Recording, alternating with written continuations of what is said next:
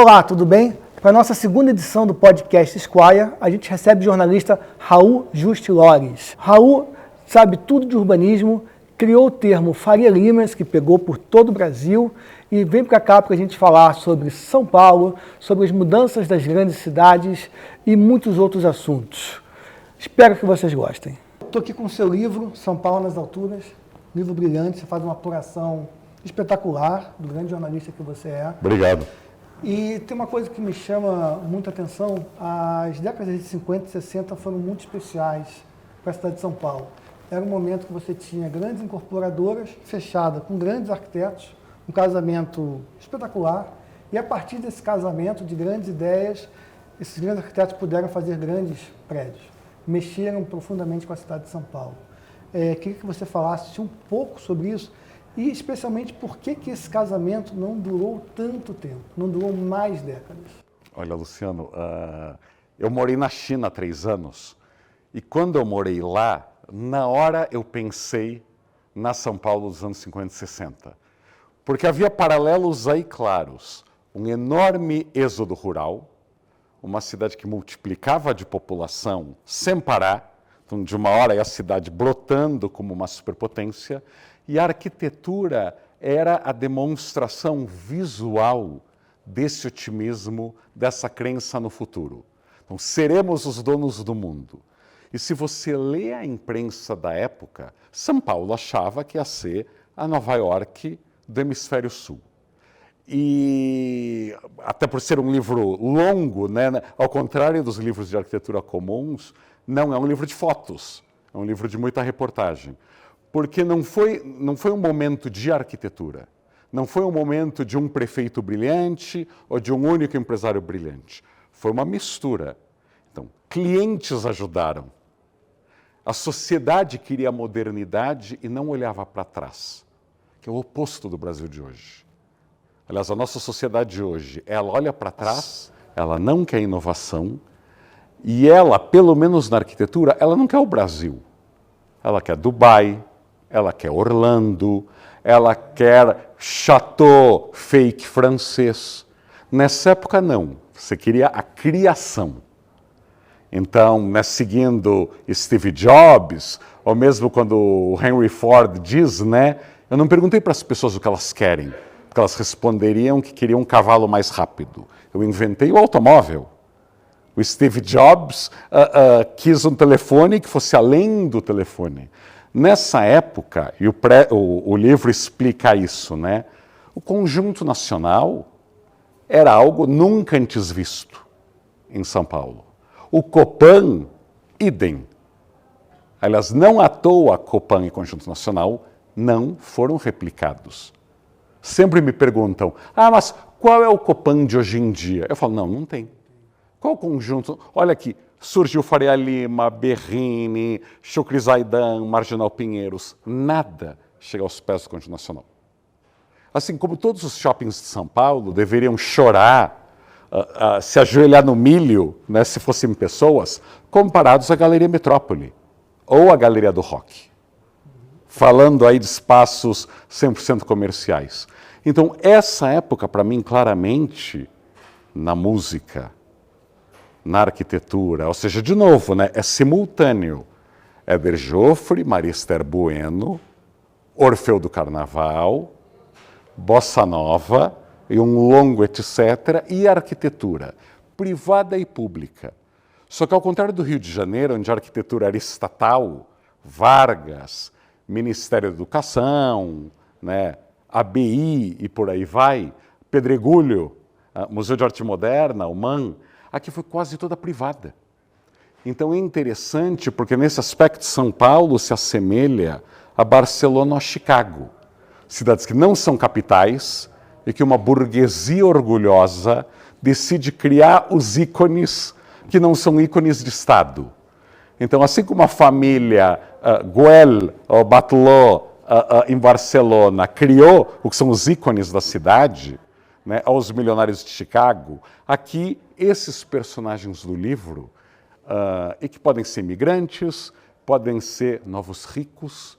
De novo, outra surpresa, né? Veja que os novos ricos hoje constroem em Goiás, Mato Grosso, Balneário Camboriú, e o que esses novos ricos paulistanos faziam nos anos 50. Inclusive quando tinham parceria com o poder público. Né? O Ibirapuera é dessa época. Titelo Matarazzo, o primeiro MASP, né? Assis Chateaubriand, não só um novo rico excêntrico. Então o livro tenta recuperar, porque eu não estou falando do Japão, eu não estou falando da Dinamarca. Eu falo que nós já fomos capazes de fazer. E acho que é um consenso em qualquer espectador ou ouvinte do teu podcast, que as cidades brasileiras se tornaram muito feias, muito desajeitadas. Eu sempre tenho isso muito claro para mim, que eu tenho 50 anos, eu vi algumas cidades, né? Durante 30 anos da minha vida, algumas eu tive a oportunidade de voltar, e é muito evidente que as cidades foram se enfeiando. Né? Isso é uma coisa muito triste para você voltar a uma cidade que você faz 20 anos que não visita e perceber que as mudanças foram para pior. Claro, claro. E não deveria ser assim, porque eu falo muito da Ásia, porque eu morei lá e acho que é o único continente onde há cidades maiores que São Paulo, em onde o transporte público funciona, onde os arranha-céus são bonitos, onde muito se pode fazer a pé. Então esse papo de temos que voltar a construir vilarejos, isso é história de segregacionista. De fato, você mora num condomínio fechado, ou num subúrbio americano, ou num vilarejo europeu, você tira da tua frente milhões de indesejáveis. Agora, Seul é uma cidade incrível, de 14 milhões de habitantes. Tóquio tem 35 milhões de habitantes. E as cidades que não param de crescer na China, Shenzhen é mais verde que qualquer cidade brasileira.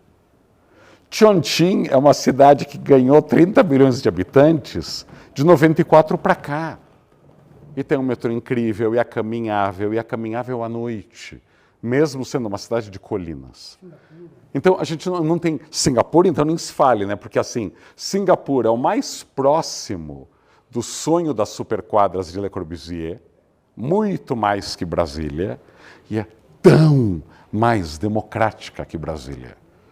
Brasília, né, tem aquela ilha, aquela bolha da elite do funcionalismo, e a classe média, não é nem os pobres, a classe média foi jogada longe. Singapura, você não sabe quem é rico ou pobre de fora. Até porque uma cidade, né, é um governo gerido como empresa, mas os apartamentos são muito parecidos, os prédios são muito parecidos, aquele verde exuberante. Eu sempre falo para os deterministas de plantão, Singapura tem o calor de Cuiabá, a umidade de Manaus e é rica. Então a gente pode aí se agarrar a uma esperança. Mas, respondendo à tua pergunta, na América Latina as cidades melhoraram. Assim, eu como você, sou jornalista há muito tempo, a primeira vez que eu fui à Cidade do México foi em 2000, a primeira vez que eu fui a Bogotá e Medellín foi em 99, as cidades progrediram enormemente. Santiago do Chile, Buenos Aires sobreviveu a todas as crises possíveis. E o que eu vejo de turista brasileiro indo para lá, eu fiz uma série no meu canal no YouTube ano passado, Buenos Aires nas alturas. E se você lê os comentários dos brasileiros, mas e a crise? E a inflação? E a moeda? Eu falo, pois é, com pouco dinheiro e num país quebrado, Buenos Aires hoje, porque nós falamos, mas eles cresceram na época que era rico. Não. Obras feitas nos últimos 10 anos em Buenos Aires são muito superiores ao que a prefeitura e o mercado imobiliário de São Paulo produzem. Assim, não tem uma grande construtora de São Paulo ou uma gestão municipal de PT, PSDB, MDB, malufistas, PITA, que tenham feito algo do nível das gestões do Larreta ou do Macri lá em Buenos Aires. Então, acho que a gente tem que tomar essa consciência. Até comparados aos nossos vizinhos, a gente perdeu o bonde. Isso você diria que, enfim, é um reflexo também de um câmbio crescente para uma elite financeira rural, sem valores de urbanidade, em relação a essa elite, enfim, que você retrata no livro, enfim, essas pessoas essa sociedade daquela época que queria, enfim, essa arquitetura autoral, você vê isso também, esse eco da sociedade atuando aí nas questões de arquitetura e urbanismo? Edu, eu acho que há vários motivos, né?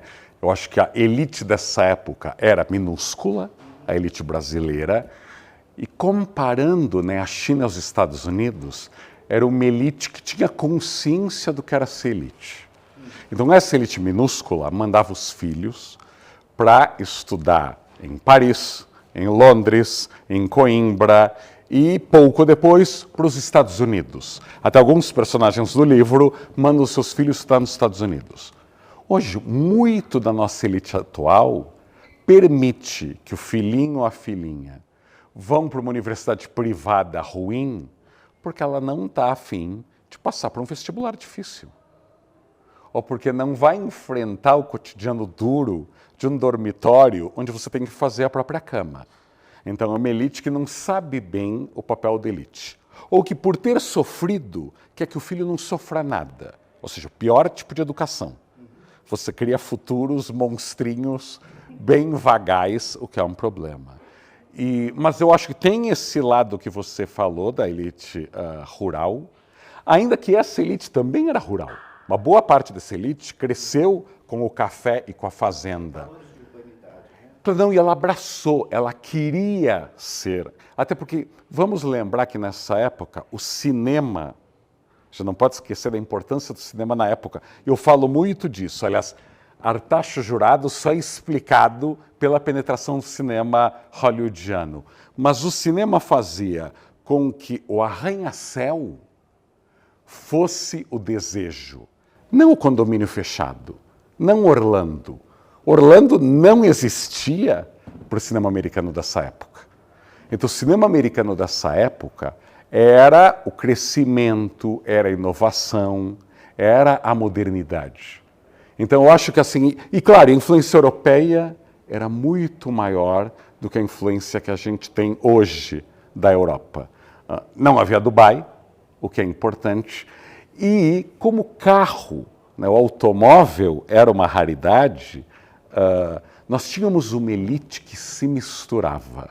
Eu vou falar de uma maneira física, ou seja, eu conto aí em vários momentos do livro. Prestes Maia andava de bonde. E Prestes Maia não era um político populista. É porque era o melhor meio de locomoção andar de bonde. Boa parte dos empresários que eu retrato no livro andavam a pé na Barão de Itapetininga. O Assis Chateaubriand, sendo o maior magnata da mídia do Brasil à época, ele saía do prédio dos Diários Associados na 7 de abril, ia a pé ao edifício Ster para tomar suas biritas no clubinho, no subsolo do edifício Ster, clubinho que era presidido por Tarsila do Amaral, e que Gregory Warchavchik era o tesoureiro. Então a gente está falando de uma época em onde gente muito poderosa caminhava. Da Galeria Califórnia, primeiro prédio do Niemeyer em São Paulo, tinha o maior estúdio de gravação da cidade à época, mais ou menos como este aqui, todo moderno, etc. Jânio Quadros gravou ali o seu jingle da vassourinha.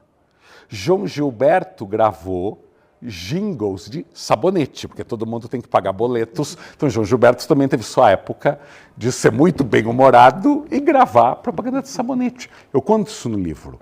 Então, você imagina o que é para a psique municipal de São Paulo se os maiores artistas, os maiores políticos, os maiores empresários caminhassem. Você não vê isso em 2025 em bairro nenhum. E para mim esse seja o ponto nevrálgico do livro. Era gente que vivia a cidade. E o que você acha que aconteceu, Raul, do pedestre ser um ser em São Paulo menos cuidado com o cachorro, né? Bem menos. A faixa de pedestre, quando não há um sinal de trânsito, é uma decorativa. Ela não existe, ela não tem função. Claro. Né? Esse distanciamento é como vindo do Rio. O Rio ainda se anda. O Rio ainda. Né? Rio, E aqui você pega o carro para ir na padaria que fica a 200 metros. Quando houve esse distanciamento da época, você está falando dos anos áureos, dos anos 50 e 60, para hoje o pedestre ter se tornado essa figura tão mal... É o Dalit, é o intocável das castas da Índia, né? Pior, né? É o pária, né? Que bom que você trouxe o exemplo do Rio, porque eu vou calar muitos ouvintes seus que vão falar, mas tudo é insegurança. Não me parece que o Rio tem a segurança de Madrid ou Copenhague, mas se você for para o Meier, ou para a Tijuca, ou para o Parque Madureira, ou para qualquer bairro que não seja a Barra da Tijuca, o carioca do pobre ao rico caminha. Eu já me hospedei muitas vezes no Leblon, e você vê o Faria Limer Lebloner caminhando, ele sai de casa a pé, com o cachorro, para o boteco, para a casa de sucos. Então isso é muito importante falar, é algo cultural. O Rio de Janeiro, sob qualquer estatística, é uma cidade mais perigosa que São Paulo. Então, assim, segurança é um enorme elefante na sala, assim, é uma manada de elefantes da Índia ou da Tailândia. Assim, urbanista no Brasil não gosta de falar de segurança, político progressista não gosta de falar de segurança, porque ele acha que no dia que formos todos iguais, no ano de 2300, a violência vai desaparecer. Aviso, né? Porque Freud veio depois de Marx. Sempre vai ter violência. O Japão, aquele país igualitário, comedido, daquela cultura hierárquica, tem Yakuza. E a Itália, o país do microempreendedor, do microempresário, da pequena, né, firma familiar, tem a máfia toda. Não tem milagre europeu que tenha erradicado a máfia na Itália. Então, sinto muito. Mesmo no dia de São Nunca, que o Brasil virá o país mais igualitário do mundo, a violência vai continuar. E a política pública tem que lutar com a violência. Mas isso não isenta a responsabilidade das elites de amarem não se misturar. É a frase que eu escuto como jornalista, aí não é o escritor falando.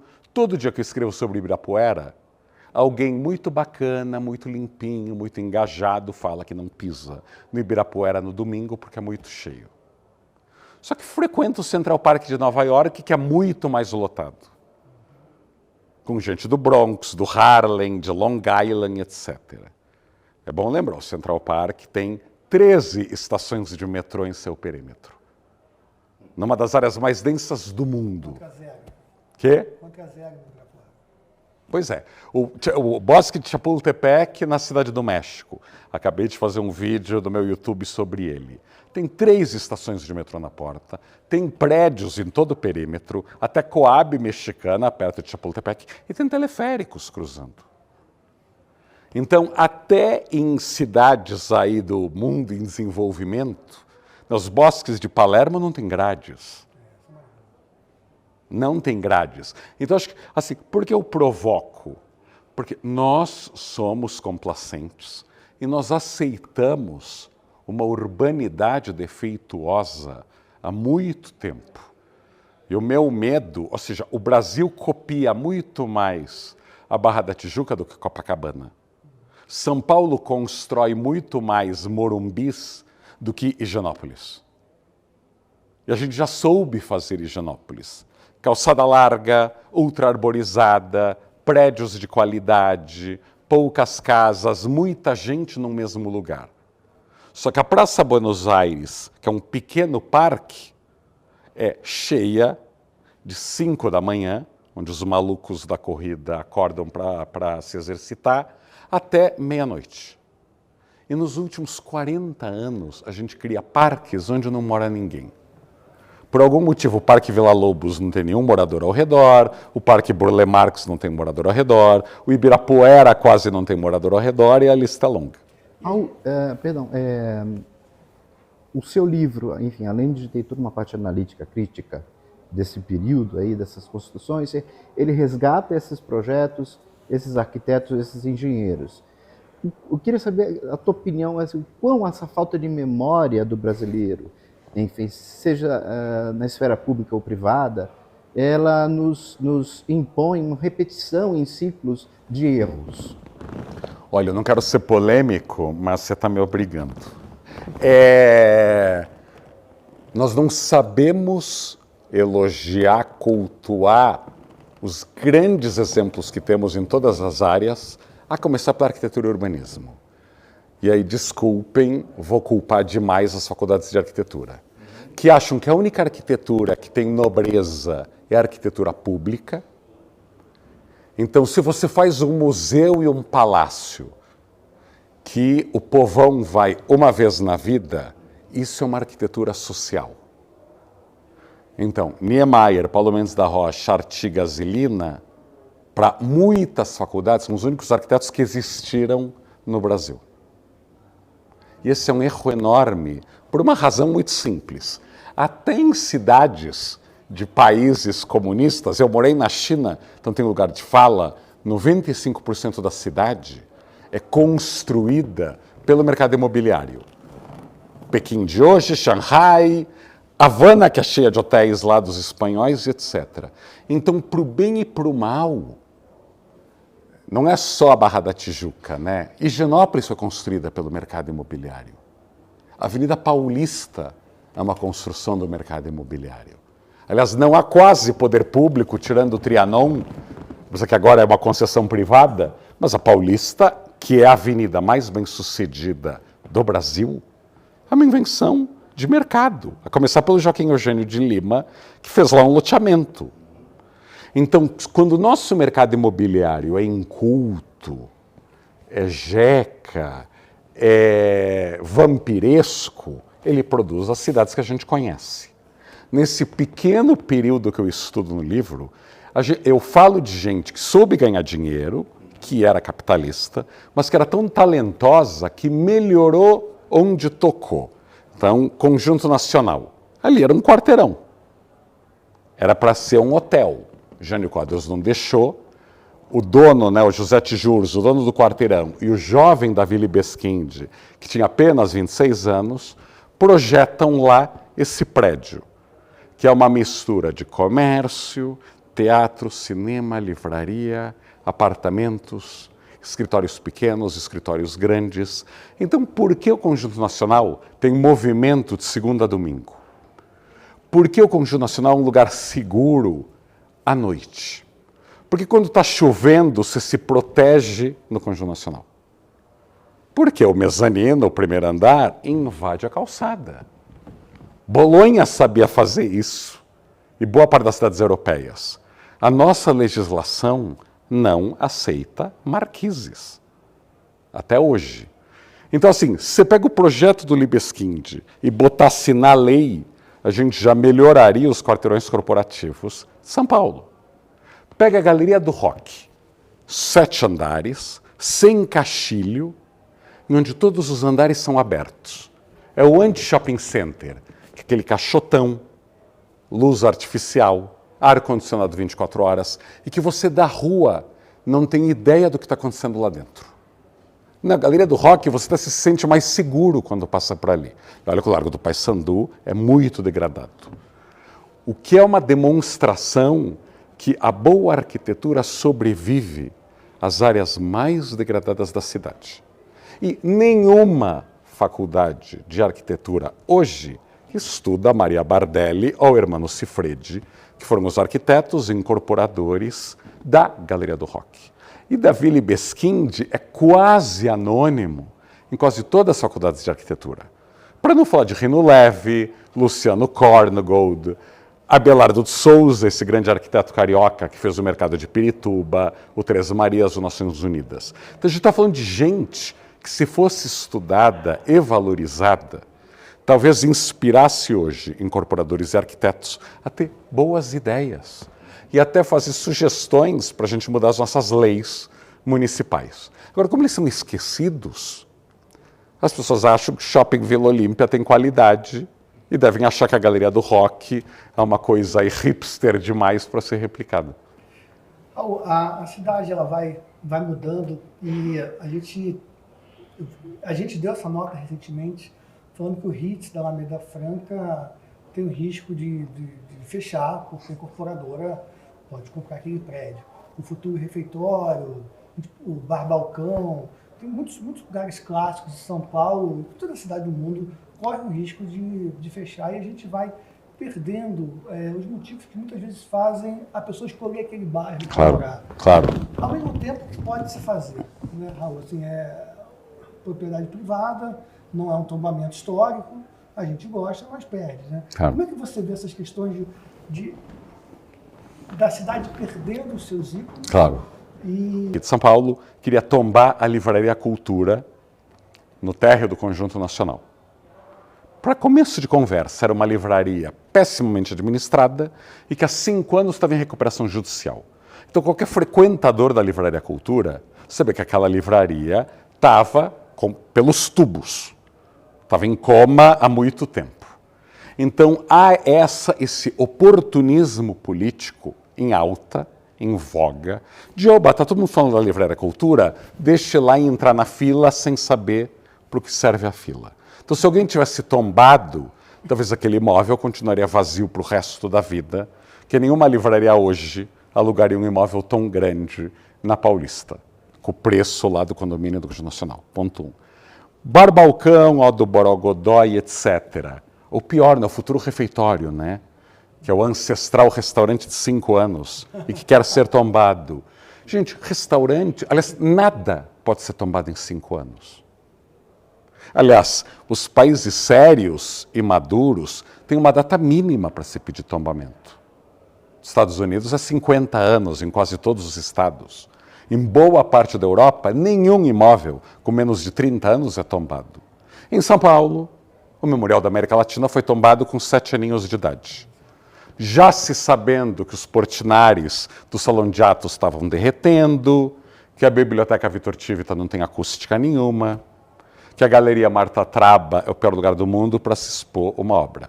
Então aqui a grife é mais importante do que o uso.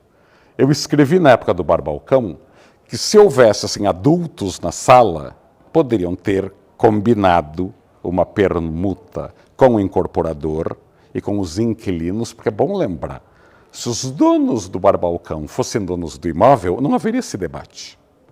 Agora, se você aluga por 30 anos, como qualquer inquilino sabe, você vai ser despejado algum dia. Você não pode no tapetão, não, eu quero que tombe esse imóvel que não é meu para eu continuar aqui. Gente, segurança jurídica é um dos grandes dramas nacionais. Porque as pessoas não investem no Brasil? Porque acham que daqui a 6 meses tudo vai mudar. Então, você não pode um dia criticar Bolsonaro ou criticar Paulo Guedes porque querem mudar as leis e aí você, em toda oportunidade, você quer mudar as leis e as regras. Agora, como o nosso mercado imobiliário é muito pouco sofisticado, também duvido que o incorporador, que vai fazer 500 estúdios para Airbnb, topasse ter o Bar Balcão no térreo. Um incorporador inteligente adoraria ter o Bar Balcão no térreo. Porque valoriza o seu imóvel. Uma coisa é você ter uma farmácia, ou o Oxxo, outra coisa é ter o Bar Balcão no térreo. Ou ter o Ritz no térreo. Mas, repetindo, essa enorme babaquice intelectual perpassa todos os lados, né?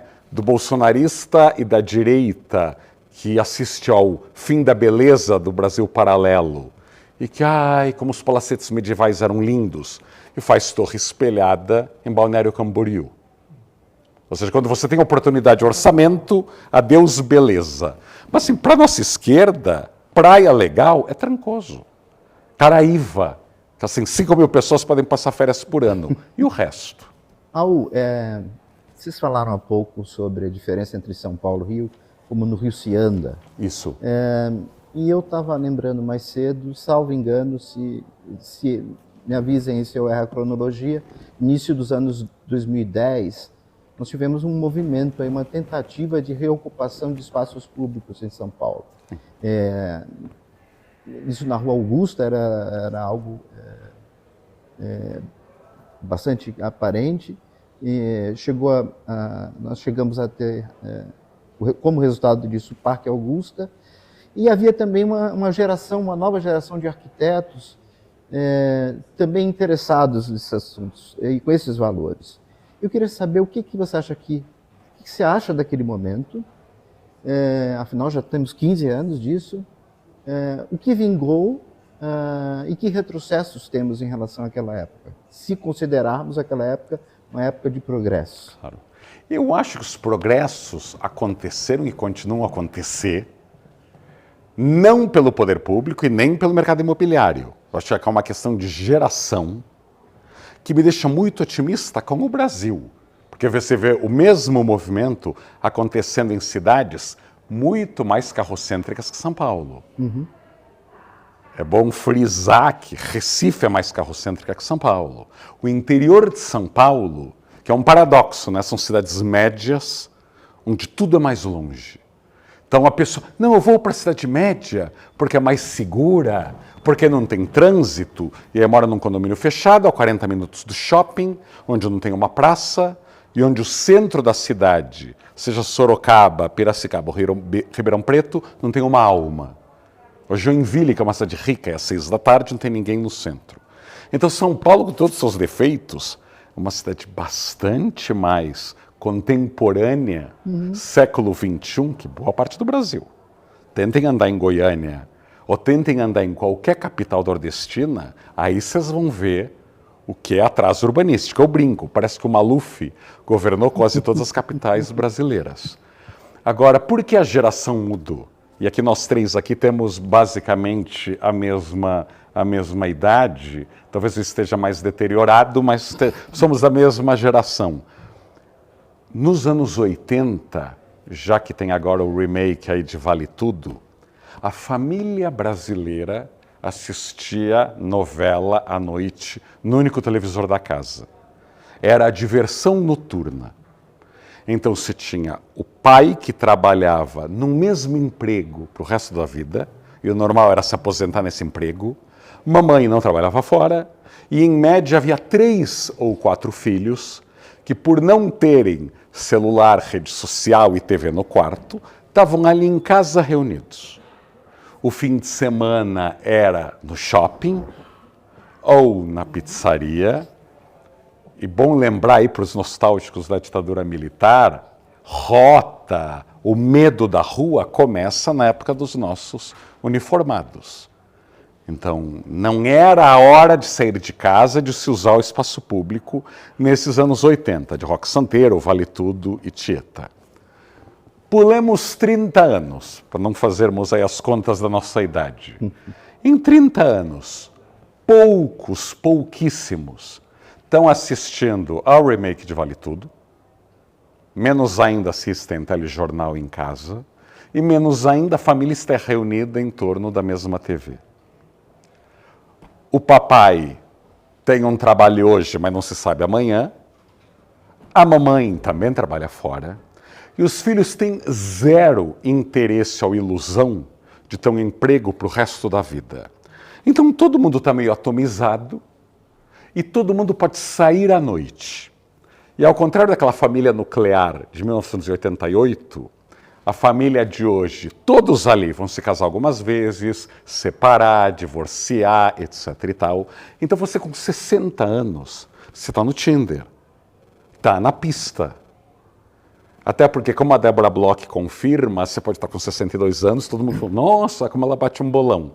Então nós temos gente que segunda noite pode jantar fora, e quarta e quinta. Uma pergunta, você acha da experiência da demolição da perimetral no Rio? Enfim, uma grande mudança de paisagem, mas alguns senões ali. E o que você acha desse movimento pró-Parque do Minhocão? Você seria pró-Parque do Minhocão ou a favor da demolição? Olha, o Rio de Janeiro desperdiçou 1000 oportunidades olímpicas, e você deve lembrar quando nós éramos colegas na Folha, eu era a mosca que caiu na sopa de falar o Rio de Janeiro não vai aproveitar turisticamente. O Rio de Janeiro, ao contrário das outras capitais olímpicas, vai concentrar todas as modalidades e tudo no meio do nada, porque o Rio de Janeiro não aprendeu o Cupan, então vai repetir na Olimpíada e talvez vá repetir no PAN de 31, porque é o problema de cidades que não têm imprensa crítica. Isso serve para o Balneário Camboriú e serve para o Rio de Janeiro, onde há muito oba-oba, não tem uma consciência para se falar, olha, isso está errado. Assim, como eu morei em Pequim em 2008, eu vi que no cabo de guerra entre o COI e o governo chinês, o COI também queria, a lá Rio de Janeiro, vamos botar tudo no mesmo lugar por uma questão de segurança. Que não é o caso, é apenas por corrupção. O governo chinês falou, não, é nosso dinheiro, a gente vai colocar onde a gente quiser. E praticamente todos os ginásios da Olimpíada de Pequim são vizinhos a universidades, em bairros diferentes de Pequim. Porque quando acabasse a Olimpíada, esse ginásio ultramoderno viraria parte da universidade. O Rio não soube fazer isso. Então, os arredores, temos que melhorar os arredores do Sambódromo, porque não tem uma alma viva. Temos que melhorar a Gamboa, o Porto Maravilha, etc. Isso tinha que ter sido feito na Olimpíada, porque ninguém pensou, e com o mesmo prefeito, e com o mesmo governo federal. Então, nisso, eu sou muito frustrado e cético, que são as mesmas pessoas que fizeram o Engenhão e aquela Vila do Pan que afundou, e que fez a Vila Olímpica quase toda lacrada, que agora vão fazer o PAN super diferente em 2031. Agora, a demolição da perimetral foi uma grande... quem vai para Salvador hoje, ou Manaus hoje, vê que o rodoviarismo ainda manda. O Brasil ainda está construindo minhocões no século XXI. Então, você demolir a perimetral foi um golaço. Golaço, e é invejável, até porque São Paulo não tem só minhocão. A gente já tinha que ter demolido a minhoquinha da 9 de julho, que basicamente separou, né, destruiu a Praça 14 Bis e separou uma área que era uma das mais vivas e densas de São Paulo, que você mal consegue atravessar da GV para Frei Caneca. Então, isso é uma grande coisa. Mas e de resto, tem mil problemas ali, né? O Museu da Manhã é das piores obras do Santiago Calatrava, porque não existe boa arquitetura com cliente desatento.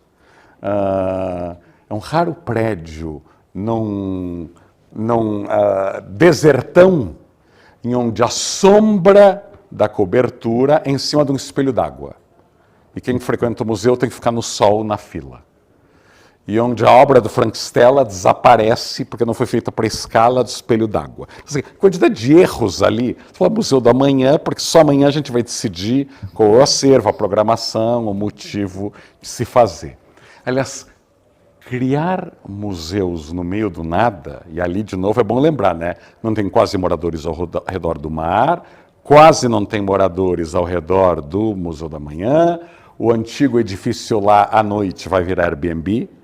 Aí tem aquele monte de galpões que não tem residência. Aí os prédios do Norman Foster, lá onde tem a L'Oréal, acho, também não tem moradores.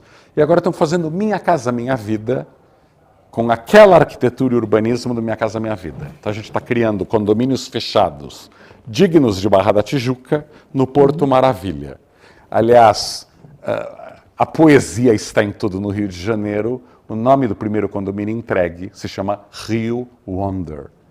Eu vou esperar sentadinho que a imprensa carioca faça uma crítica ao Rio Wonder, porque é inacreditável que o Porto Maravilha vai ser se os próximos condomínios Minha Casa Minha Vida forem como o Rio Wonder.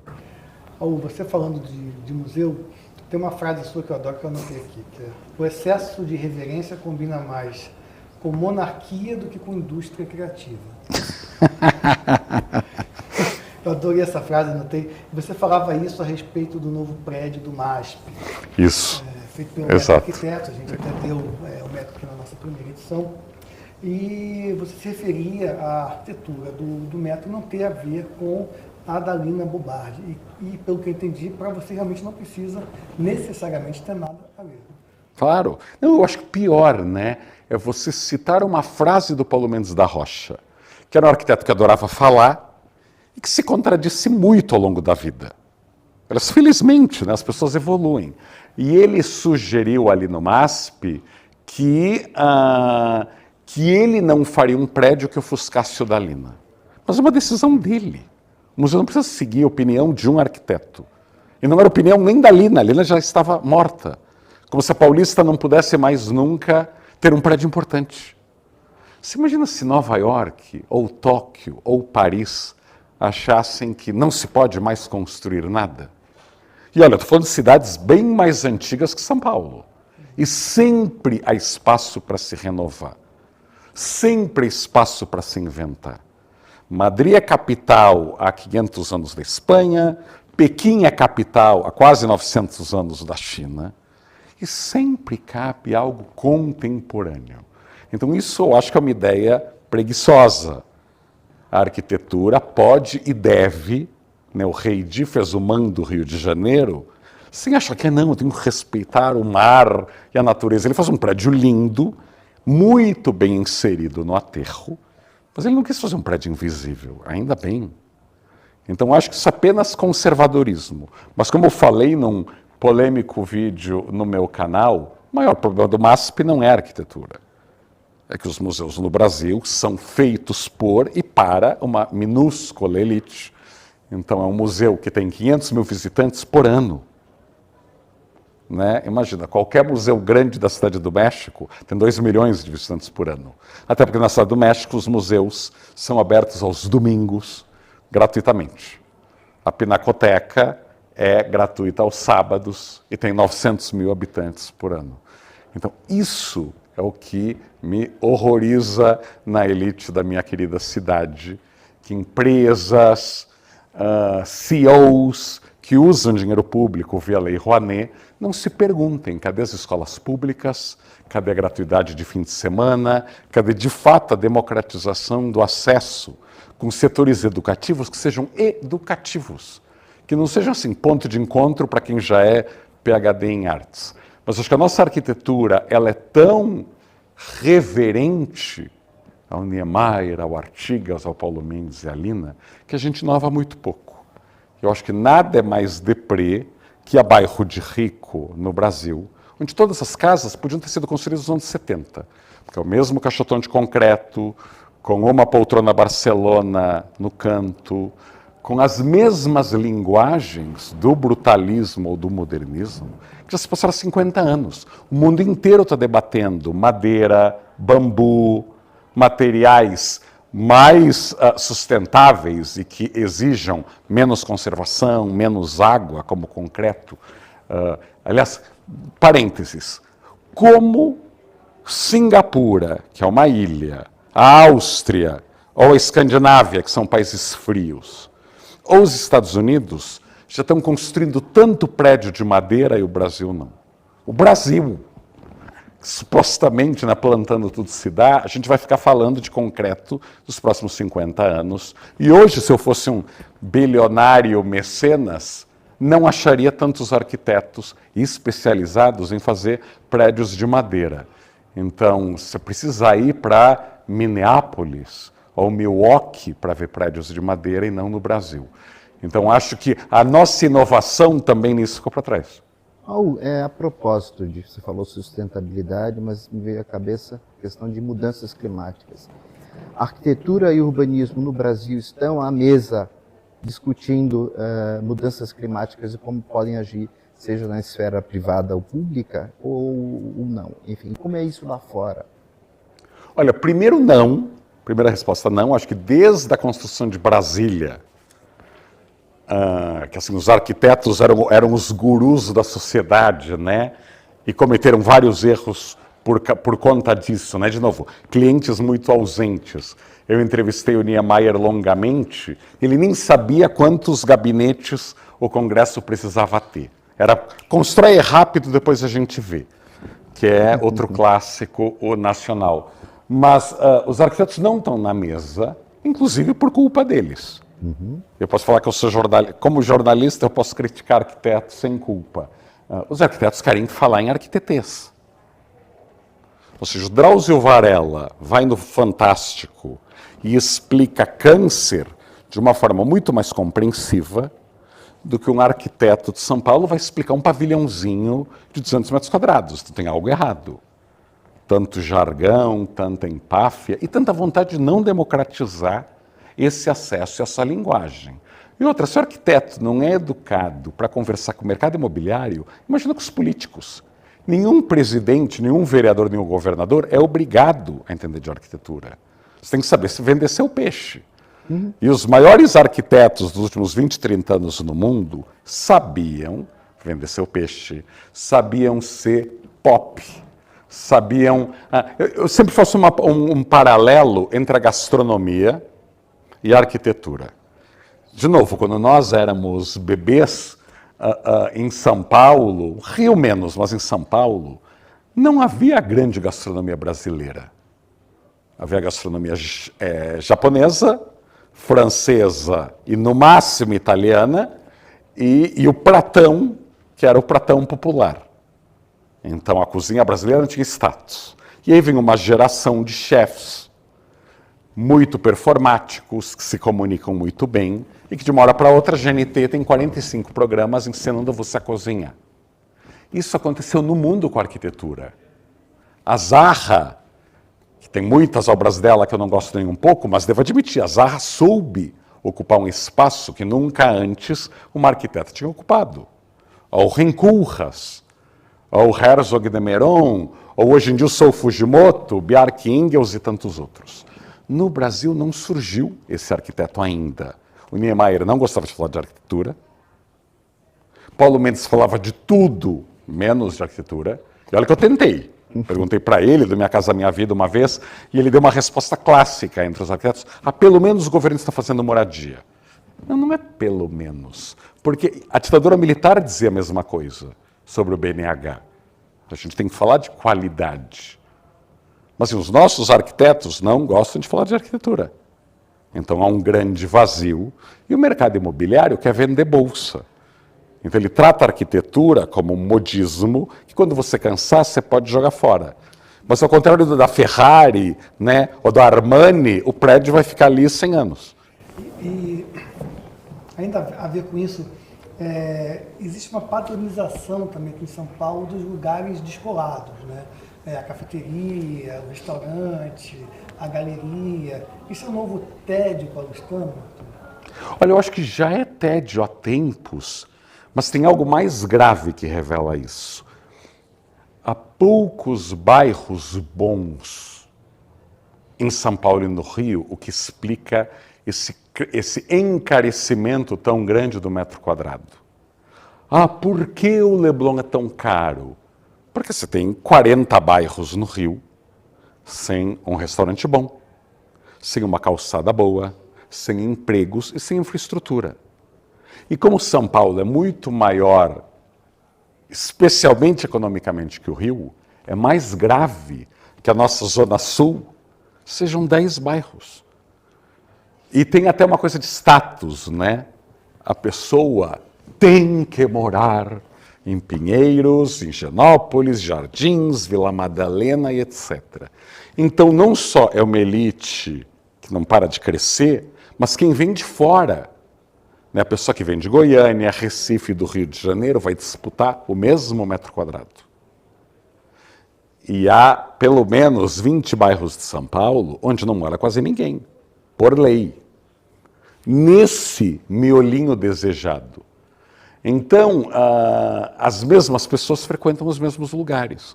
Então, é uma cidade de 11 milhões e meio de habitantes, mas que na prática tem 1,5 milhão de consumidores. Os demais sobrevivem. Acordam 4, 5 da manhã, voltam para casa 8, 9 da noite e estão sobrevivendo. E no domingo vão pegar um ônibus para ir para o Ibirapuera, que é quando ele te desaparece do Ibirapuera. Mas o resto, esse 1 milhão, essa pequena Montevidéu, ou essa versão menor de Curitiba, frequenta a mesma sorveteria, frequentava a livraria Teatro Cinema, hoje não. É só mesmo sorvete e beach vôlei, beach tênis.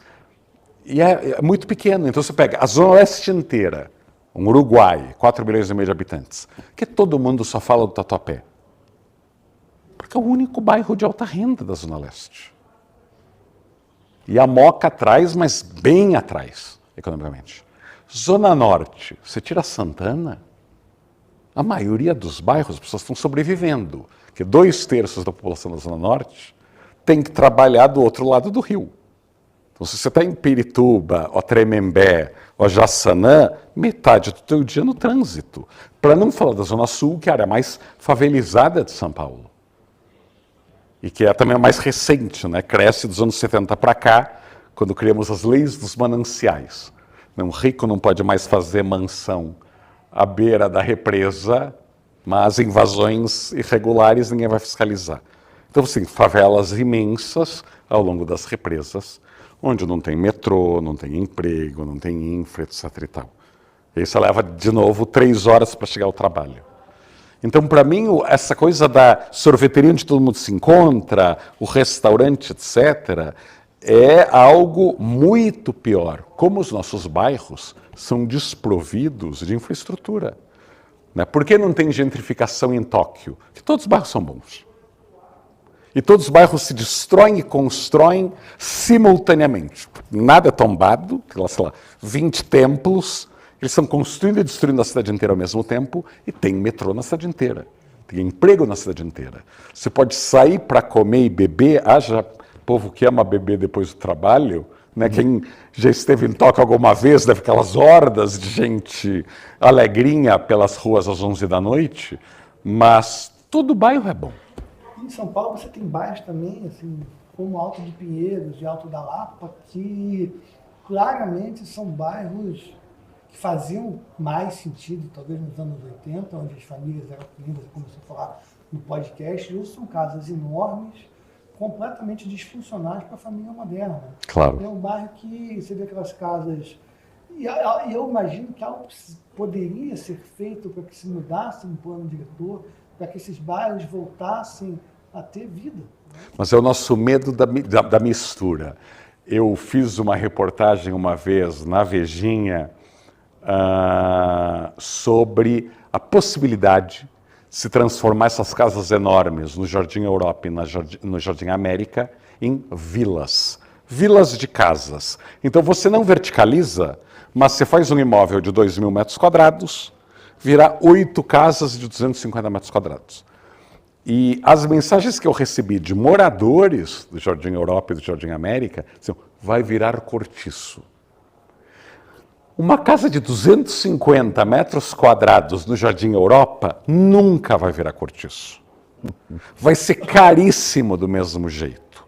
Mas é melhor para o casal de hoje, que tem um filho, no máximo, e que não tem empregados morando em casa, nem o sogro nem a sogra, pagarem. Porque mesmo que seja uma família muito rica, esse casal com um filho não querem uma casa de 1.000 metros quadrados, que vai ser só um perrengue, cercada por outros 3 imóveis vazios, onde qualquer um pode pular esse muro. Então, assim, é antropologia Brasil século XXI.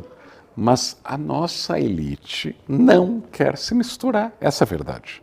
Então, no Pacaembu, recentemente, eu soube de alguns casos de casas muito grandes, num bairro muito esvaziado, que eram subdivididas na forma clandestina, de 4 amigos se juntam e pegam uma casa linda e compartilham a piscina. E os vizinhos ligavam para a subprefeitura, para dedurar. Eles preferiam a casa vazia, deteriorada do lado, até 4 pessoas solteiras de 50 e tantos anos. Não é que assim ia ter não era uma república de estudantes. Uma república de estudantes não vai conseguir pagar uma casa de 800 metros quadrados do Pacaembu. Mas esse pânico. E mais, né, eu vi uma entrevista do Carlos Moreno, que veio pelo Arquifuturo dar palestras aqui no Brasil, e ele falava, né, que bairro estritamente residencial é o oposto da sustentabilidade. Eu gosto de frisar isso, né? Você falou de Alto de Pinheiros e Alto da Lapa, mas vamos acrescentar aí, porque a lista é longa, né? Planalto Paulista, Jardim Lusitânia, né? Boa parte da cidade de Jardim, os arredores do Jockey, né? E Jardim Paulistano, etc. Quando você proíbe ter padaria num bairro inteiro, todo mundo vai pegar carro. Quando você proíbe a academia de ginástica na Avenida Brasil, quando você proíbe a academia de ginástica na Rua Groenlândia, você está exigindo que em 1.000 casas as pessoas saiam para treinar de carro. Mas é grande aquecimento, né? Ir treinar de carro porque você não caminha. Todos os arredores do Ibirapuera não tem comércio. Você sai de um parque e não tem comércio na República do Líbano. E não tem comércio no Jardim Paulista, e não tem comércio no Jardim Paulistano. E do lado do Paraíso tem aquelas grandes construções públicas, militares, Assembleia Legislativa, Instituto Biológico, Museu da USP, não tem moradores e nem comércio. As boa sorte você sair do Ibirapuera às 8 da noite e atravessar o Paraíso por aqueles paredões sem uma alma. Então você vê que o urbanismo é algo que a gente devia discutir no dia a dia. Eu estou falando do Paraíso. Não estou falando de algum bairro distante da Serra da Cantareira. Não, está na nossa cara. E não pode ter um salão de beleza ou um barbeiro nas imediações do Ibirapuera. Raul, você mencionou o Carlos Moreno, eu queria que você comentasse um pouco sobre a proposta dele de cidade de 15 minutos, como isso é em Paris e se isso é algo exemplar, espelhável no Brasil. Olha, seria, porque nós já soubemos fazer. Eu brinco, Copacabana é uma cidade de 5 minutos. Eu já me hospedei várias vezes em Copacabana e em 5 minutos minha vida estava resolvida. De tomar o suco, a marcar café com um amigo, a cortar o cabelo, a achar uma academia, a comprar uma camiseta. Se você mora no Largo do Arouche, em São Paulo, na Vila Buarque, você já vive numa cidade de 5 minutos. Ainda mais pensando no home office. Você trabalha em casa, você tem onde almoçar, você tem onde tomar café, você tem onde tomar birita do happy hour, você não precisa ser um ermitão. Agora, se você mora no Morumbi, não é cidade nem de 30 minutos. Se você mora em Itaquera ou cidade de Tiradentes, não é cidade nem de 1 hora. Em 1 hora você não consegue fazer as coisas básicas do dia a dia. Para mim, essa é a tragédia. A maior parte da população do Brasil adoraria viver numa cidade de 15 minutos e não consegue. E quem poderia luta para não fazer nada em 15 minutos. Concordamos todos que cidades boas são cidades adensadas, são Nova York, não Los Angeles?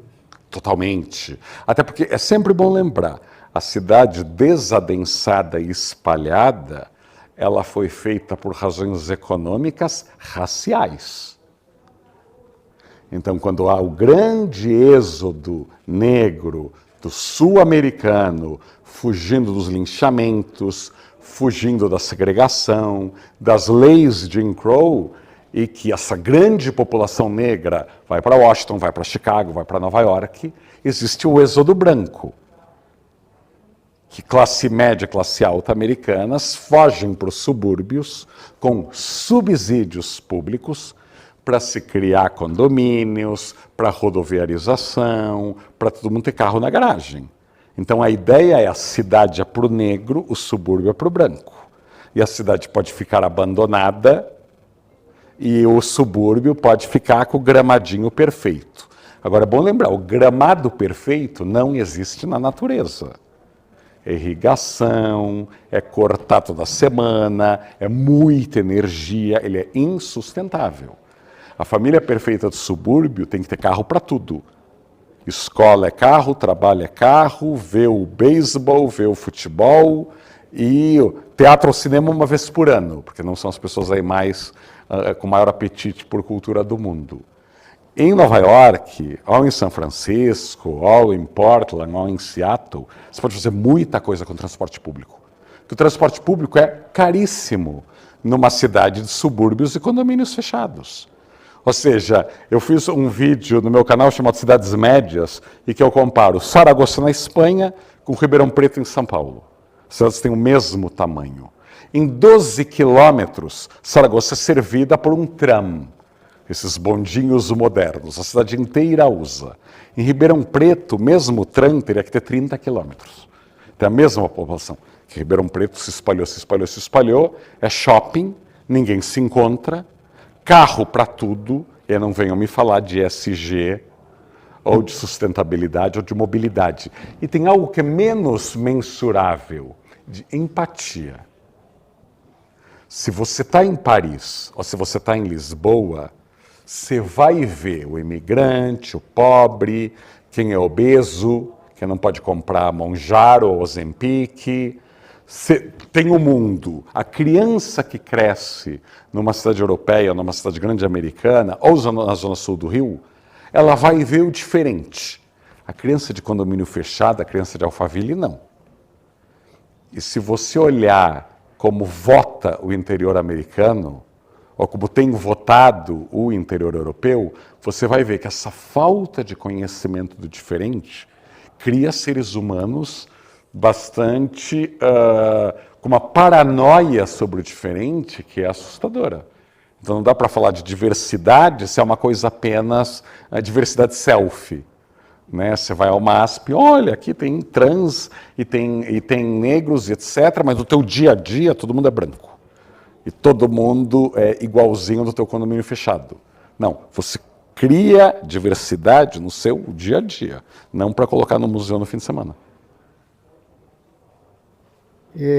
Raul, o plano diretor, à época do Haddad, eu queria que você falasse, enfim, que pressupostos eram interessantes, que premissas eram boas, que desvios aconteceram e aonde chegamos por causa deles. Olha, as duas coisas mais importantes, na minha opinião, era adensar a cidade onde existe transporte público e você permitir usos mistos no empreendimento e no bairro. Então, você ter muito apartamento perto do metrô é básico, ou em onde tem corredor de ônibus, e você ter lojas ao incentivar que mesmo prédios residenciais para classe alta tivessem comércio no térreo.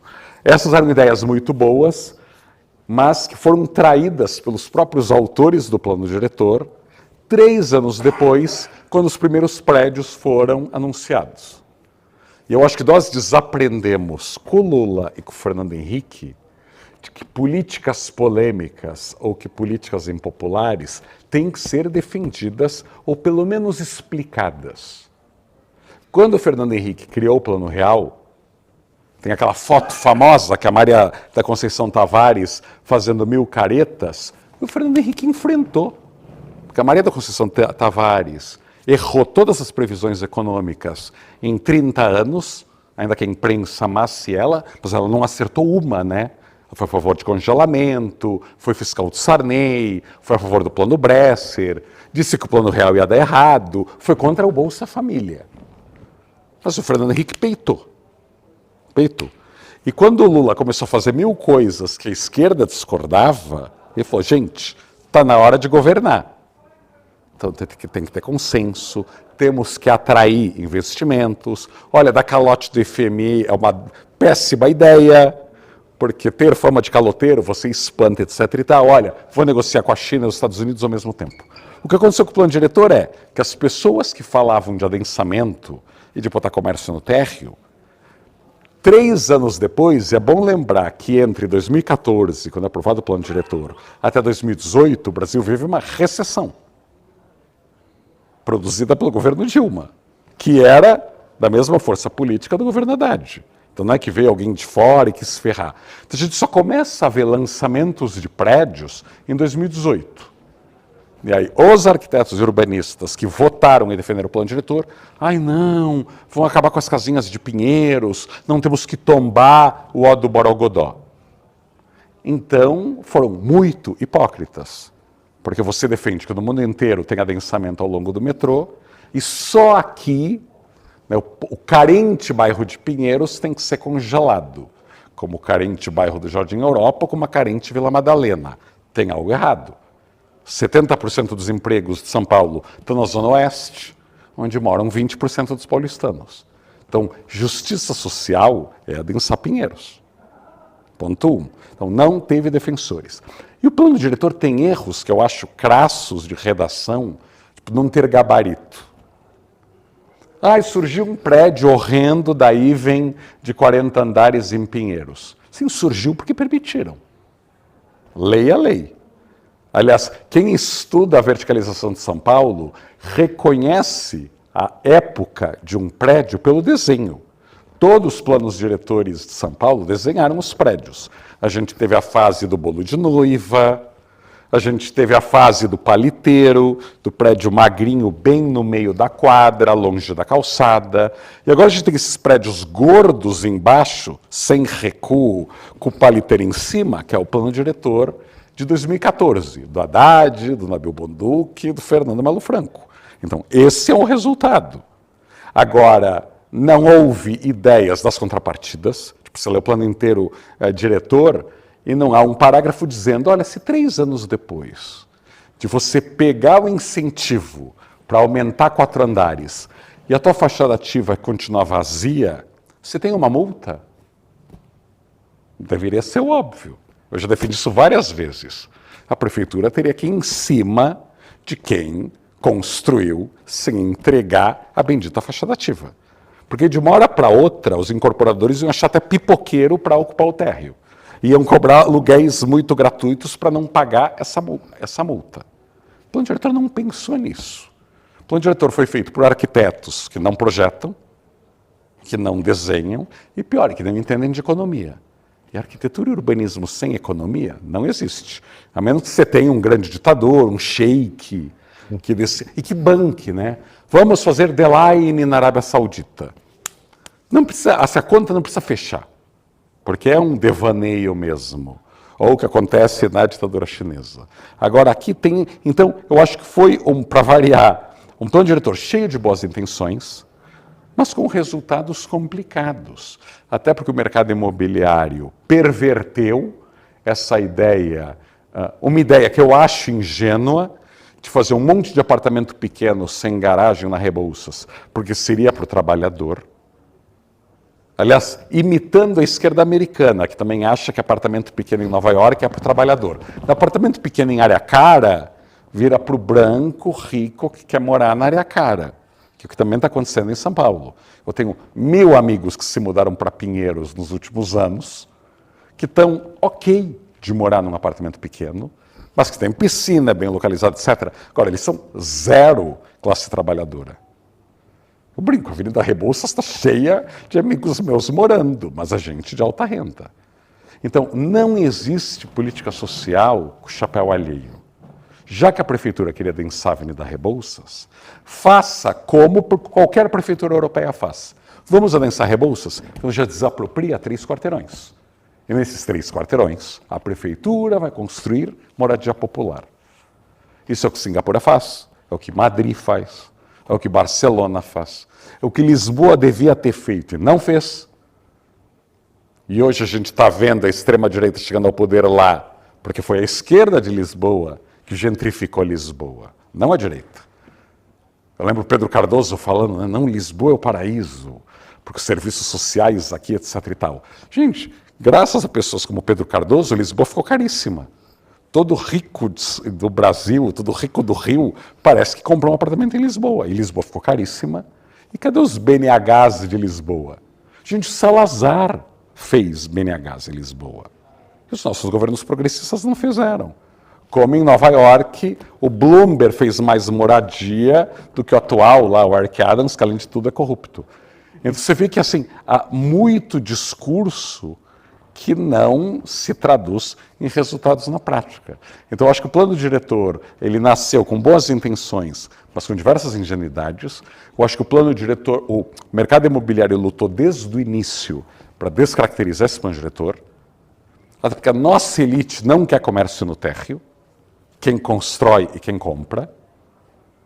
E aí não é só Moema, é a cidade inteira tem esse problema, ele não quer padaria no bairro, não quer padaria na esquina, e não quer padaria no seu prédio. Mas não é que não quer só padaria, ele não quer padaria, ele não quer escola, ele não quer bloco de carnaval, ele não quer estação de metrô no seu bairro.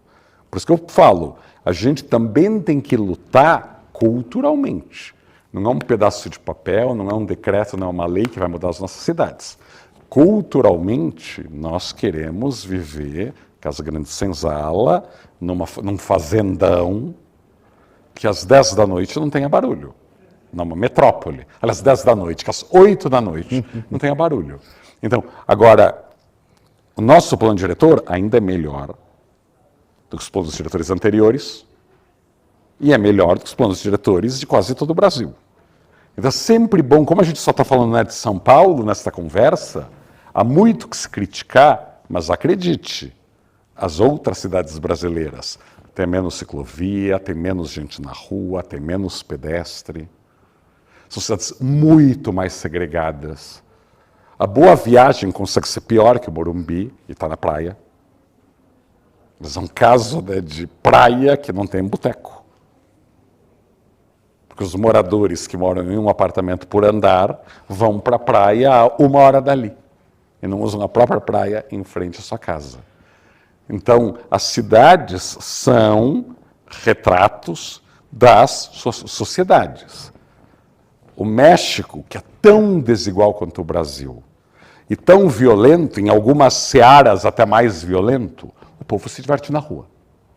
Os bairros mais ricos da cidade do México, e lá a riqueza é riqueza, tem praças lotadas de gente. Assim, você não consegue imaginar Polanco ou Condessa ser um monte de gente andando de bicicleta, e para morar em Polanco e Condessa, ou Roma, você é realmente rico.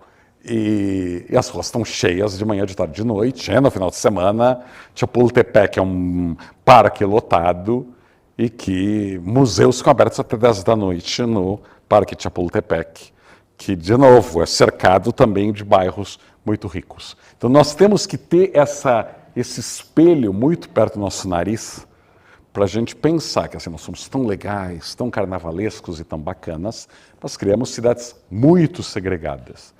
E até lugares inseguros e desiguais conseguem fazer cidades melhores. Então a gente tem que levar esses tapinhas na cara. Se você pudesse, Raul, convencer o prefeito de São Paulo a fazer uma grande mudança no urbanismo nessa cidade. Olha, eu acho que há 50 grandes coisas, mas eu começaria pela cisão que existe entre o centro e a Zona Leste. A Zona Leste é a região mais populosa de São Paulo, e sob muitos aspectos, uma das mais carentes, 4,5 milhões de habitantes, e entre o centro de São Paulo, aquela região, Praça da Sé, 25 de Março, Zona Cerealista, etc., que é muito esvaziada, né? Tem o Parque Dom Pedro, que era um parque lindo, e que foi totalmente destruído pela ditadura militar, e tem o Brás, que é uma área com centenas de milhares de empregos, 400 mil pessoas vão lá todo dia, e onde não mora quase ninguém. E aí você junta com Brás, Paris e o Canindé, onde está o estádio da Portuguesa. Então você tem um grande vazio populacional, numa cidade onde as pessoas perdem 3 horas por dia no transporte público.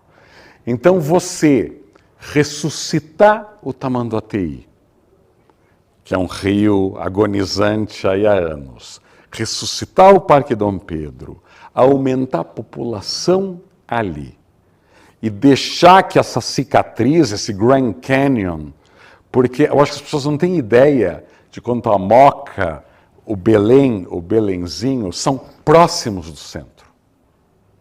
E quanta gente poderia morar perto do trabalho se essas áreas ficassem mais populosas.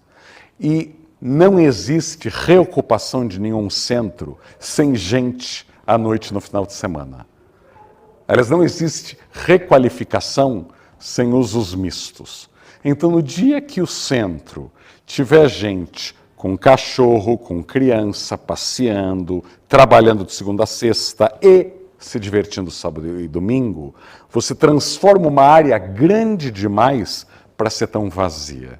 E aí eu acredito que teria um efeito dominó positivo para que o Cambuci tivesse mais habitantes, e o Ipiranga, e a Luz, e os Campos Elíseos, e o Bom Retiro, e o Longo, etc. Que no papel, Bom Retiro é um bairro incrível, Campos Elíseos é um bairro incrível, e Luz, etc. Mas assim, é o incrível que você vai lá, meio de turista, mas que à noite não tem ninguém, ou que no final de semana é vazio. Então, se eu fosse começar, seria a minha perimetral, começar essa área que é frequentada por milhões de pessoas. Se soma Brás a 25 de março, você está falando de mais de 1 milhão de pessoas por dia, em onde quase ninguém mora. Curiosidade, Faria Limers foi você que inventou? Foi. Você que inventou? Você é autor de Faria Limers? Sim, Faria Limers, sim. Eu não sabia disso. Sim. Sim, a gente... E depois Santa Cecília e Moemers. E depois virou franquia. É. Mas eu Vejinha, eu sabia que você tinha sido diretora, Isso. acompanhava, lembra Isso. dessa matéria da Isso. Faria Limers, Isso. e que você foi correspondente, eu sabia, Ok. mas... Na Folha eu fui correspondente em Pequim, Washington, Nova York e pela Veja em Buenos Aires, lá atrás. A gente se conheceu, quem nos apresentou foi o Tyler Brûlé uma vez, que ele estava Nossa, é verdade! no spot. Nossa, 1000 anos! Mas é claro! Há 1000. Fazia o Estado, que é um projeto dele. Né? Isso. Era... Ainda não era Monocle, né? Era na Wallpaper ainda, né? Era o paper ainda. Eu tava para nascer, eu acho. Ou já era Monocle? Já tinha? Mas estava bem no Ele início, tinha né? vendido a Wallpaper Claro, para Time. para Time, e aí ele montou um escritório chamado Win Creative. Ah, é, que era do que tinha branding, claro, Wincreate, claro. E aí você estava com ele nessa época? E a gente contratou ele, o escritório, para fazer o Escasa. E aí, quando ele veio para o Brasil para a gente fechar o negócio e tal... Não, ele trabalhava para você e não você para ele. Entendi, claro. Raul, eu tenho uma curiosidade, assim, o jornalismo vive um momento muito diferente. Você trabalhou na Folha há muitos anos, você trabalhou na Veja, você criou o termo Faria Limers, entre outros, e chegou a pegar o tempo ainda do jornalismo com relevância gigantesca. Né? O que a gente escrevia era pelo menos era realmente falado por todo mundo. E hoje a gente coordena a Esquire, mas eu não tenho nenhum problema em saber que as coisas mudaram, nenhum saudosismo dessa época, e acho que era pior. Acho hoje a pluralidade muito mais importante do que você ter poucos veículos donos da verdade. Mas o que me interessa nesse papo é entender a sua transição. Né? Qual foi o momento que você enxergou que eu não preciso estar mais vinculado a nenhum veículo, vou lançar meu canal do YouTube, não dependo mais de nenhum patrão, vou ser independente, e entender esse seu caminho como tem sido desde então? Como eu transicionei, vamos lá.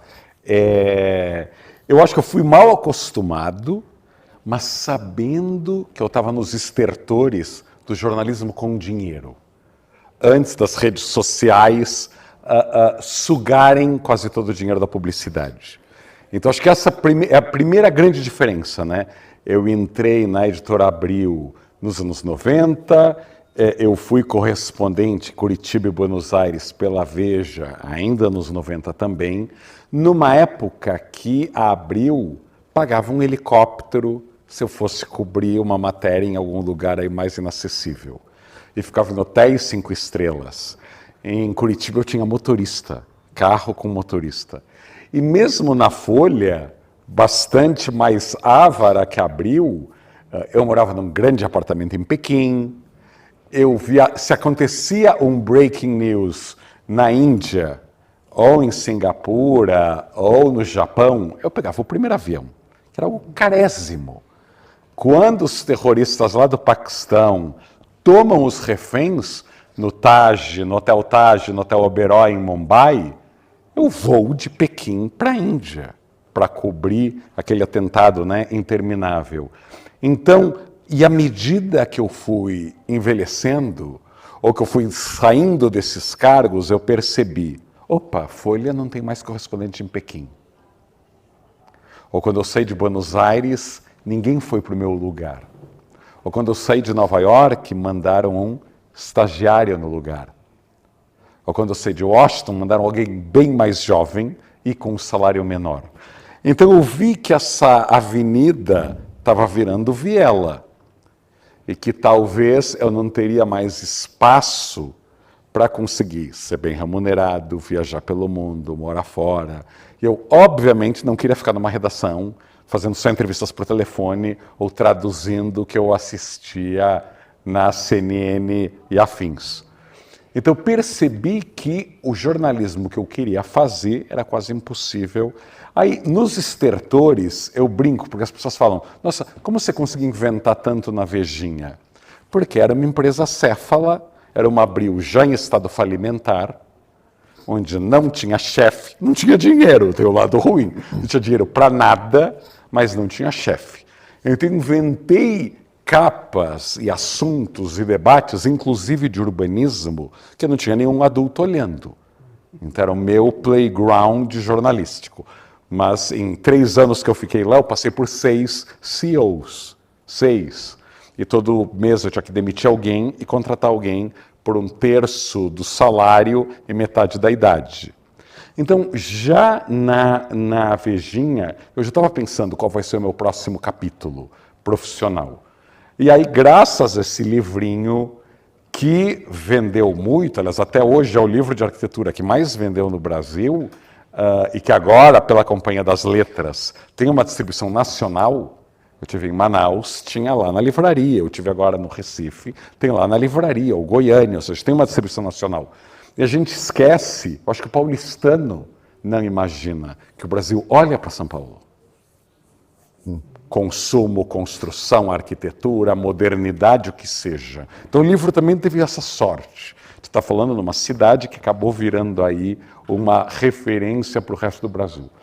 Mas eu percebi que a grande mídia, que hoje em dia não é grande mídia, para mim, é Facebook e Google, e YouTube e Instagram. Mas a grande mídia na nossa época não me daria espaço para falar desses assuntos. E que na Vejinha eu tinha uma métrica do apetite para se falar de urbanismo, para se falar de bairros. A própria ideia dos Faria Limers era assim, um retrato de um zeitgeist. Vai além do coletinho de gominho, do cabelo minuciosamente despenteado à la Guilherme Benchimol. A ideia é você falar da cidade com carinho e com curiosidade, e com crítica. Não é o release que chegar e tal prédio de luxo. É de luxo ou é apenas uma cafonalha? Vamos falar que é uma cafonalha. Até um dos motivos pelos quais eu saí da Vejinha. Mas eu percebi que se eu criasse um canal no YouTube falando desses fenômenos que vão além da arquitetura e do urbanismo, mas que passam por eles, talvez teria público, talvez eu achasse anunciantes, talvez eu achasse apoiadores que se ressentem de que a grande mídia só fale de um prédio quando o prédio desaba em chamas. Que é o que aconteceu no Largo do Paissandu, quando o Wilton Paes de Almeida desabou e naquele maio de 2018, e até hoje tem um buraco lá, porque a Prefeitura de São Paulo não sabe construir nada no lugar, eu fui na Globo News, na Globo, na Band e na SBT no mesmo dia. Falei, caramba, tem algo grave. Quando um ícone arquitetônico cai, e não existem repórteres na mídia que falem disso. Porque no dia a dia, a mídia só quer falar de Brasília. E pior, né, só quer falar de Brasília com deslumbramento. Ou você repete o que o ministro falou, ou você quer ser amigo do ministro, ou fingir uma familiaridade, mostrando no WhatsApp que você conversou, ou pior, porque o teu veículo está em crise, você tem que ir para convescotes monoglotas em Nova York, Miami e Lisboa, para fazer de conta que você é amigo de empresários com um network tão pobrinho que tem que ir para outro país para encontrar com os mesmos empresários brasileiros. Porque assim, eu fui correspondente metade da minha vida adulta. Gente, eu não andava só com jornalista brasileiro em Washington ou Pequim. Até porque eu não seria um bom jornalista se eu só andasse com jornalistas brasileiros. Eu tinha que contar o que acontecia com os argentinos, com os chineses, com os iranianos. Se eu vou para Teherã e só fico com um brasileiro. E hoje a gente vive um momento onde ministros do Supremo ficam nessa espécie de boca livre o ano inteiro. É tão revelador sobre essa elite que não sabe mais produzir, nem consumir boa arquitetura, nem bom urbanismo, que nós viramos provincianos. O jornalismo virou provinciano, tanto que hoje nós não temos um correspondente que não seja freelancer em Pequim, maior parceiro comercial do Brasil. A gente ouve sobre a China o que o jornalismo americano e o jornalismo europeu falam sobre a China, logo com o olhar da Guerra Fria, da disputa. Ou que um ou outro brasileiro que vai para lá e vira uma espécie de ventríloco do Partido Comunista Chinês. Jornalismo independente sobre a China não tem mais.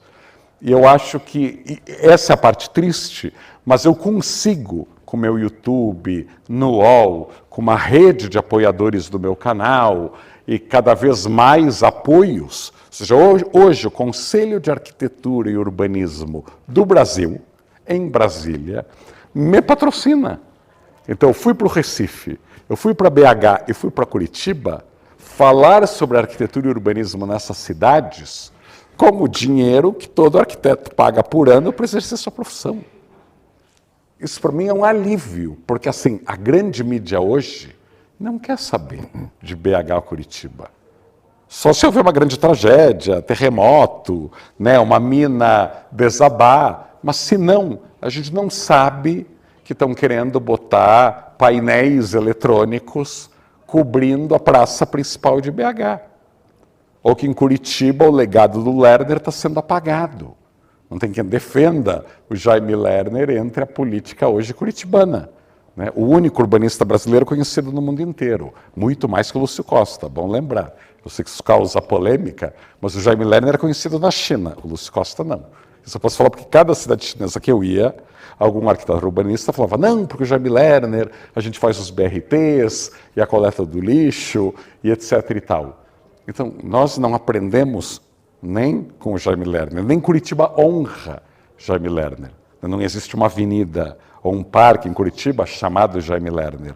Já deu tempo para homenageá-lo, né, em 3, 4 anos que ele morreu. Já tem homenagem para Rita Lee, já tem homenagem para o Pelé, não tem para o Jaime Lerner.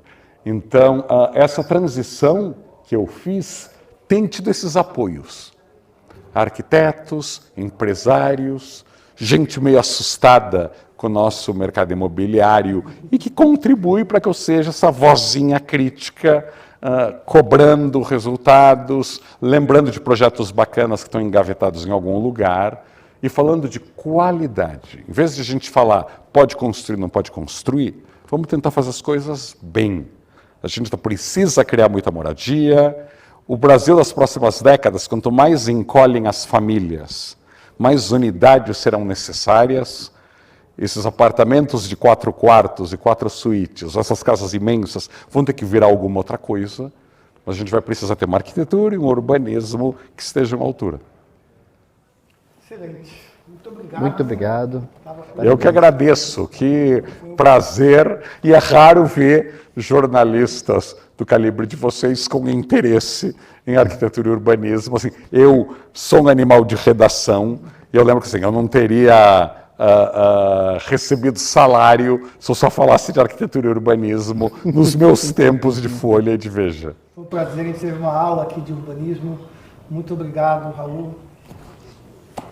Eu que agradeço. Obrigado.